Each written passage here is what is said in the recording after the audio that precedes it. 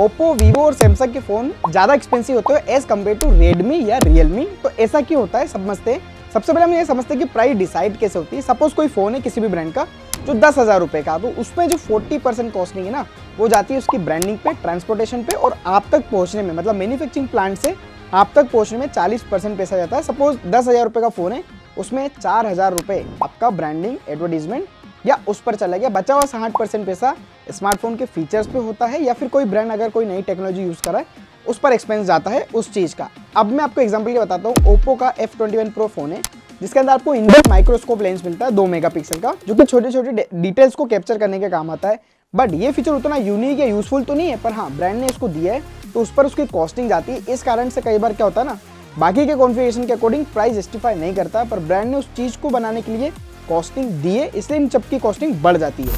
अब बात करते हैं यहाँ पर मेन टॉपिक की, मतलब जो सेम प्राइसिंग होती है सभी फोन की, उसके कॉन्फ़िगरेशन अलग अलग क्यों होते हैं। एग्जांपल के लेते हैं 20,000 का ओप्पो का फोन है, 20,000 का सैमसंग का, 20,000 का वीवो का, 20,000 का रेडमी और एमआई का। अब क्या होगा इनके कॉन्फ़िगरेशन अगर आप देखोगे, रियलमी और रेडमी में आपको क्या देखने को मिलेगा, 120 हर्ट्ज का रिफ्रेश रेट मिल रहा है, 67 वोट की चार्जिंग मिल रही है, 108 मेगापिक्सल कैमरा मिल रहा है, 128 GB स्टोरेज आपको देखने को मिल रहा है, स्नैपड्रैगन 778 प्रोसेसर देखने को मिल रहा है, डुअल स्टीरियो स्पीकर्स में था। मतलब जितने कॉन्फ़िगरेशन हो सकते हैं ना, सारे भर भर के इन्होंने रियलमी या एमआई में दिया है। वही चीज आपको वीवो, सैमसंग, ओप्पो में क्या मिलेगी, 90 हर्ट्ज का रिफ्रेश रेट मिलेगा, 64 या 128 GB स्टोरेज मिल सकता है, ठीक है, आईपीएस डिस्प्ले मिल जाएगी, स्नैपड्रैगन का कोई स्नैपड्रैगन का 695 या फिर मीडियाटेक का कोई छोटा प्रोसेसर डायमेंसिटी 8 सीरीज में मिल जाएगा।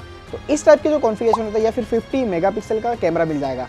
तो ऐसा क्यों होता है चलिए समझते हैं। हर ब्रांड का एक डिफरेंट टारगेट ऑडियंस होता है। फॉर एग्जांपल ओप्पो का है कैमरा, वीवो का है डिजाइन और सैमसंग का है डिस्प्ले। मतलब ये इन तीन चीज में अपनी अपनी जगह पे बेस्ट देते हैं। मतलब जितनी भी प्राइस में देंगे ना बेस्ट देंगे, या फिर वो चीज मेंटेन नहीं करते हैं तो कम प्राइस ऑटोमेटिक हो जाता है। वहीं रियलमी और एमआई क्या करते हैं, आपको कम पैसे में ज्यादा चीजें देते हैं। जैसा मैंने आपको बताया ना, अगर आपको वीवो का 50 मेगापिक्सल है और रियलमी का 108 मेगापिक्सल है, जब आप इनको साइड बाय साइड कंपेयर करोगे ना, तो कहीं ना कहीं वीवो का 50 मेगापिक्सल भी 108 मेगापिक्सल को बीट करेगा क्वालिटी के मामले में। क्योंकि रियलमी और एमआई का एक सीधा सा फंडा है, क्वालिटी की जगह ये क्वांटिटी पे ज़्यादा फोकस करते हैं, क्योंकि इनका टारगेट ऑडियंस वैसा ही है। और कई बार आपने देखा होगा भाई, आईफोन 1,20,000 का है, फिर भी आपको 48 मेगापिक्सल में 108 क्या 200 MP को भी बीट कर सकता है। तो क्वालिटी कहीं ना कहीं मैटर्स करती है। इस कारण जब क्वालिटी प्रोडक्ट देते हैं तो उसकी कॉस्टिंग बढ़ जाती है as compared to Realme and Mi. एक और रीजन है यहाँ पर कॉस्टिंग इंक्रीज करने का, वो है हार्डवेयर। अगर आपने ओप्पो, वीवो या सैमसंग का फोन देखा हो और रियलमी, एमआई का फोन देखा हो, अगर आप दोनों को साइड बाय साइड हाथ में फील करेंगे तो आपको क्लियर डिफरेंस पता चलेगा कि यस, ओप्पो, वीवो, सैमसंग में इन हैंड फील काफी प्रीमियम होता है as compared to Realme and Mi. क्योंकि इनकी जो चीप क्वालिटी होती है ना, देखो कॉस्टिंग बचाना है, कहीं ना कहीं प्रोडक्ट में से क्वालिटी लेस करना ही पड़ती है। और यही ब्रांड सैमसंग, वीवो, ओप्पो की जो बॉक्स पैकेजिंग होती है, इनका जो ट्रांसपेरेंट बैक कवर अगर आप देखोगे ना, हर एक छोटी चीज में ये प्रीमियम फील देने का आपको कोशिश करते हैं। ये छोटी छोटी चीजें होती है जिनके कारण कॉस्टिंग इंक्रीज हो जाती है और थोड़ा सा आपको फोन महंगा लगने लगता है। अब जो नेक्स्ट रीजन है प्राइस इंक्रीज होने का, वो है सॉफ्टवेयर। अब जैसे हमने हार्डवेयर की बात करी, जितना इंपॉर्टेंट फोन में हार्डवेयर है उतना ही इंपॉर्टेंट सॉफ्टवेयर भी है, और कई बार तो सॉफ्टवेयर हार्डवेयर से ज्यादा इंपॉर्टेंस रखता है। अगर मैं बात करूं ओप्पो, वीवो, सैमसंग की, तो इनका जो सॉफ्टवेयर है ना, यूआई एक्सपीरियंस, वो आपको ज्यादा बेटर लगेगा एज कम्पेयर टू रियलमी और एमआई। अभी रियलमी 10 Pro Plus लॉन्च हुआ, काफी सारी एप्लीकेशन ऐसी थी जो ब्रांड्स को उस फोन में नहीं देनी थी, बट आपको कम प्राइस पे अच्छे स्पेसिफिकेशन देने के लिए ब्रांड्स को कुछ एप्लीकेशन को इंडोर्स करना पड़ता है, स्पॉन्सर करना पड़ता है, और आपके फोन में प्री इंस्टॉल करना पड़ता है ताकि उनकी कॉस्टिंग वहां से कवर हो सके। यही चीज सैमसंग, वीवो, ओप्पो कम करते हैं या ना के बराबर करते हैं, इसलिए इनकी फोन की प्राइस ज्यादा हो जाती है। तो आपके यूजर एक्सपीरियंस को बढ़ाने के लिए इन लोग को थोड़ा सा प्राइस बढ़ाना पड़ता है, या फिर उन ब्रांड के साथ कोलैबोरेशन नहीं करना पड़ता है, कुछ एप्लीकेशन को छोड़ना पड़ता है। वही कुछ ब्रांड प्री इंस्टॉल करके देते हैं तो वही कॉस्टिंग बच जाती है, जो आपकी पैसा बच जाता है। सिंपल सा लॉजिक है इनकी प्राइस बढ़ाने का। जो नेक्स्ट रीजन है प्राइस इंक्रीज होने का, वो है ब्रांडिंग, एडवर्टाइजमेंट, मतलब जो मार्केटिंग होती है ना। जैसे मैंने आपको स्टार्टिंग में बताया कि 40% पैसा मैन्युफैक्चरिंग प्लांट से लेकर के आप तक पहुंचने में लग जाता है।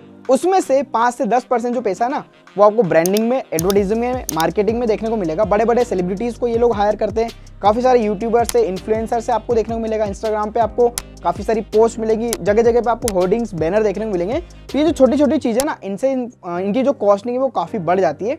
और ये एक चीज सिंपल सा लॉजिक है कि देखो भाई, ओप्पो, वीवो, सैमसंग के ही आपको फिजिकल ब्रांडिंग देखने को मिलेगी, मार्केटिंग इनकी ज़्यादा मिलेगी, बड़े बड़े स्पॉन्सरशिप आपको इनको देखने को मिलेंगे। सिंपल सा लॉजिक है, जो दिखता है वही बिकता है। तो मार्केटिंग भी जरूरी है और कहीं ना कहीं पैसा वो आपकी जेब से ही जाता है। तो भाई कहीं ना कहीं इनकी प्राइस बढ़ने का एक रीज़न ब्रांडिंग, एडवर्टीजमेंट भी होता है। जो नेक्स्ट रीजन है यहाँ पर प्राइस इंक्रीज होने का, वो है रिसर्च एंड डेवलपमेंट सेंटर यानी R&D centres. Oppo, Vivo, Samsung की काफी बड़ी टीम है, काफी बड़े बड़े यहाँ पर R&D सेंटर्स है इनके पास, जो नई नई टेक्नोलॉजी पर इनोवेशन करते रहते हैं। कई कई इन्वेंशन ये खुद अपने लेवल पे भी करते हैं, मतलब कोई टेक्नोलॉजी जो खुद की डेवलप होती है, सेल्फ डेवलप होती है। एक मैं आपको ओप्पो रेनो 8 प्रो का एग्जांपल देता हूँ। रेनो 8 प्रो जब लॉन्च हुआ था 46,000 का था, जिसकी प्राइस बहुत ज़्यादा थी, ओवर प्राइस आप कह सकते हो। बट उसके पीछे एक बहुत बड़ा रीज़न था ओप्पो का मारी सिलिकॉन एक्स, जो कि इमेजिंग एनपीयू था, जो आपको फोटो वीडियो को बेटर बनाने में हेल्प करता था। मतलब कैमरे के साथ इसका परफॉर्मेंस था, और वाकई में मैंने पर्सनली भी टेस्ट किया है। रेनो 8 प्रो का जो कैमरा था ना भाई, काफ़ी तगड़ा था। हमेशा हमने देखा ओप्पो की जो स्किन टोन्स होती थी कैमरा की, वो थोड़ा ब्यूटीफाई करता था, लेकिन रेनो 8 प्रो में मारी सिलिकॉन एक्स के कारण वो जो कलर ट्यूनिंग थी, जो स्किन टोन था भाई, काफ़ी नेचुरल था। और मैंने उसको आईफोन से भी कंपेयर किया है, तगड़ा कैमरा काम करता था। कुछ इस तरह की इनोवेशंस होती है जिसमें ब्रांड्स के काफ़ी खर्च होते हैं पैसे। और मैंने सुना है कहीं ना कहीं कि ओप्पो ने मारी सिलिकॉन एक्स को डेवलप करने के लिए अरबों रुपए खर्च किए। कहीं ना कहीं R&D पे भी ज़्यादा पैसा जाता है, तो यही पैसा आपकी उस स्मार्टफोन से कॉस्टिंग बढ़ जाती है, सिंपल सा है। और इसी तरह सैमसंग भी इनोवेशन करता है, वीवो भी भाई इनोवेशन करता है। सबसे पहले इन डिस्प्ले फिंगरप्रिंट वीवो ही लेकर आया था। पॉपअप कैमरा आप देख सकते हो ओप्पो वीवो में सबसे पहले आया था। कुछ ना कुछ आपको जो इनोवेशन मिलती है, आपको इन तीन ब्रांड में ज़्यादा देखने को मिलती है। अब MI रियलमी क्या करते हैं, चार्जर का वॉट बढ़ा देंगे, 120 वॉट कर देंगे, 200 वॉट कर देंगे। ये कोई नई टेक्नोलॉजी नहीं है, ये सिर्फ फीचर्स ऐड हो रहे हैं। बट इनोवेशन आप अगर देखोगे ओप्पो, वीवो, सैमसंग ज़्यादा करते हैं। एक और बड़ा रीजन है यहाँ पर प्राइस को इंक्रीज करने का, वो है सर्विस सेंटर्स। अगर आपको पता हो कि सैमसंग के 1000 प्लस यानी 1000 से भी ज़्यादा सर्विस सेंटर्स है, ओप्पो के 500 प्लस है, वीवो के 570 प्लस है, रियलमी के 700 प्लस और MI के 910 प्लस, मतलब ऑलमोस्ट 1000 सर्विस सेंटर्स आप बोल सकते हो। लेकिन ओप्पो, वीवो, सैमसंग ये ऑथराइज सर्विस सेंटर पे ज़्यादा काम करते हैं और अपनी सर्विस को बहुत ही सेंसिटिव बनाते हैं भाई। फीडबैक्स, रेटिंग, कस्टमर सेटिस्फेक्शन में इनका जो फोकस होता है ना, वो ज़्यादा होता है। और जो सर्विस सेंटर्स है वो थर्ड पार्टी कम होते हैं अगर इनको हम कंपेयर करें तो MI और रियलमी से। रियलमी और MI के थोड़े से थर्ड पार्टी ज़्यादा होते हैं। मतलब आपको वहीं लेनोवो का भी सर्विस सेंटर मिल जाएगा। मैंने एक विजिट किया था इंदौर के सर्विस सेंटर पर, तो भाई मुझे वो कंपनी आउटलेट लगा नहीं, मतलब कंपनी का जो सर्विस सेंटर था ना, बिल्कुल नहीं लगा मुझे। इवन प्राइस तक उन्होंने नहीं बताई थी। कस्टमर थे, एक प्राइस आप बता सकते हैं ना सिस्टम में देखे, वो भी नहीं बताई, नेक्स्ट डे आने का बोला। तो कहीं ना कहीं सर्विस, अब जैसे मैं कभी रियलमी का फ़ोन नहीं खरीदूंगा, किस कारण से, सर्विस के कारण। तो सर्विस काफ़ी ज़्यादा मैटर करती है। यही चीज़ रियलमी और MI उतना फोकस नहीं करते हैं। मैं आपको एक और एग्जाम्पल देता हूँ।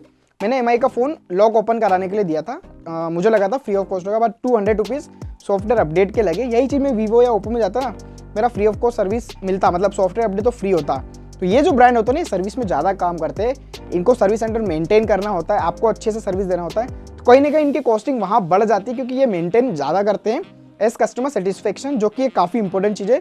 फ़ोन तो भाई हर कोई बेच लेता है, सर्विस देना काफ़ी इंपॉर्टेंट है, क्योंकि फ़ोन खरीदने के बाद जब इशू आएगा तो आप सर्विस सेंटर ही जाओगे और वहाँ पर आपको सेटिस्फेक्शन नहीं है, तो शायद ही आप उस ब्रांड में नेक्स्ट टाइम फिर से परचेस करो। तो ये भी एक रीज़न होता है सर्विस को बेटर बनाना, और प्राइस को थोड़ा सा इंक्रीज करना ही पड़ता है।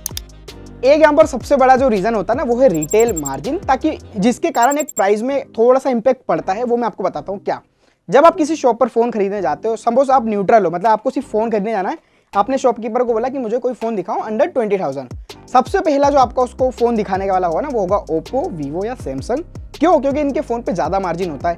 अब इन केस अगर आप MI का फ़ोन लेने गए हो या रियलमी का स्पेसिफिक फ़ोन लेने गए हो, सबसे पहले वो क्या करेगा, आपको MI या रियलमी बताएगा, धीरे धीरे आपको ओप्पो, वीवो या सैमसंग पे कन्वर्ट करने की कोशिश करेगा, क्योंकि वहाँ पे जो रिटेल प्रॉफिट है ना वो ज़्यादा है। एग्जांपल के लिए MI पे अगर एक फ़ोन बेचने में 500 रुपये मिलेंगे ना, उसी दुकानदार को ओप्पो बेचने के 1500 रुपये मिलेंगे। तो 3 गुना प्रॉफिट होगा अगर आपको ओप्पो बेचता है। मेहनत उतनी है, प्रॉफिट ज़्यादा है। तो कहीं ना कहीं आपने नोटिस किया होगा, और काफ़ी सारे लोग अगर ये चीज़ समझते कमेंट करके बताना कि हाँ ऐसा होता है, क्योंकि जहाँ ज़्यादा प्रॉफिट होता है ना, ऑब्वियसली आपको शॉपकीपर वही रिकमेंड करेगा। तो यहाँ पर रिटेल प्रॉफिट भी काफ़ी बड़ा फैक्टर है इस चीज़ में कि प्राइस इंक्रीज होती है।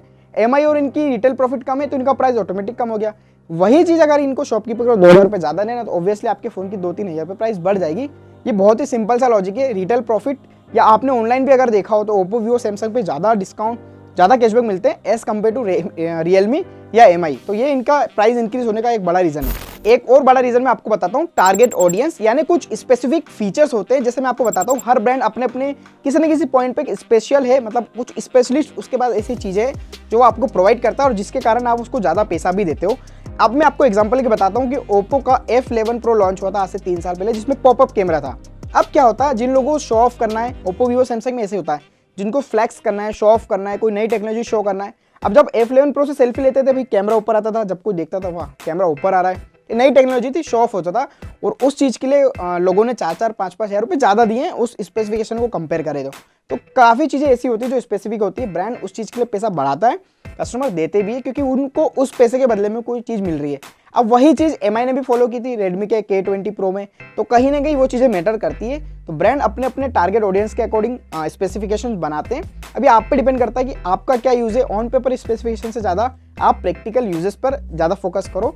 तो मैं आपको कंक्लूजन देता हूँ इस वीडियो का। ये वीडियो बनाने के पीछे एक ही पर्पस था, इस वीडियो को देखने के बाद जब भी आप फ़ोन खरीदो तो वैल्यू फॉर मनी ही खरीदो, मतलब आपको जितना पैसा दिया है उसके बदले में वो चीज़ मिले। दूसरी चीज़ मैं आपको एक एग्जांपल देता हूँ, रेडमी या रियलमी का एक फ़ोन है 20,000 रुपये का, जिसमें आपको 120 हर्ट्ज रिफ्रेश रेट मिल रहा है, लेकिन IPS डिस्प्ले के साथ 67 वॉट चार्जर मिल रहा है, 5000 mAh बैटरी मिल रही है, 64 GB स्टोरेज मिल रहा है और 108 मेगापिक्सल का कैमरा मिल रहा है। दूसरी तरफ वीवो का फ़ोन है जहाँ पर आपको 50 मेगापिक्सल कैमरा मिल रहा है, एमोलेड डिस्प्ले मिल रहा है बट 90 हर्ट्ज के साथ, 44 वोल्ट का चार्जर मिल रहा है लेकिन उनकी फ्लैश चार्जिंग साथ जो कि काफ़ी फास्ट होता है। इस टाइप के फीचर्स आपको यहाँ पर देखने को मिल रहे हैं और 128 GB स्टोरेज मिल रहा है। और MI में आपको स्नैपड्रैगन 778 और वीवो में आपको स्नैपड्रैगन 695 मिल रहा है। तो और दोनों का प्राइस 20,000 रुपये। तो आप कौन सा पिक करोगे? मैं होता तो वीवो का करता।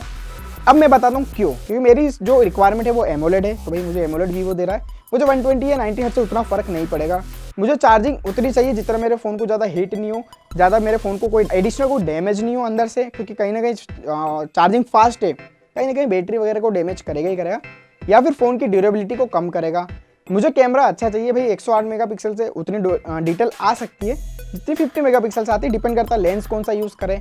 मुझे अच्छा सर्विस प्रोवाइडर चाहिए, तब मुझे कुछ इशू आता है तो कहीं ना कहीं मुझे प्रॉपर सर्विस मिलना चाहिए, मुझे भटकना नहीं पड़े, या फिर अननेसेसरी चीज़ें जैसे सॉफ्टवेयर अपडेट है उसका चार्जेस नहीं देना पड़े, क्योंकि कई बार होता है ना बच्चे लॉक लगा देते हैं, हम खुद भूल जाते हैं, तो उसका कैसे पैसा, सॉफ्टवेयर अपडेट तो फ्री होना चाहिए। तो कुछ ऐसी चीज़ें होती है ऑन पेपर आपको ज़्यादा बढ़िया मिलती है, जैसे 108 मेगापिक्सल 50, तो सुनने में 108 बड़ा है बट क्वालिटी कहीं ना कहीं मैटर करती है। तो जब भी आप फ़ोन परचेस करो हर एक चीज़ को ध्यान में रखो कि आपके पैसे के बदले में वो चीज़ मिल रही है या नहीं मिल रही है।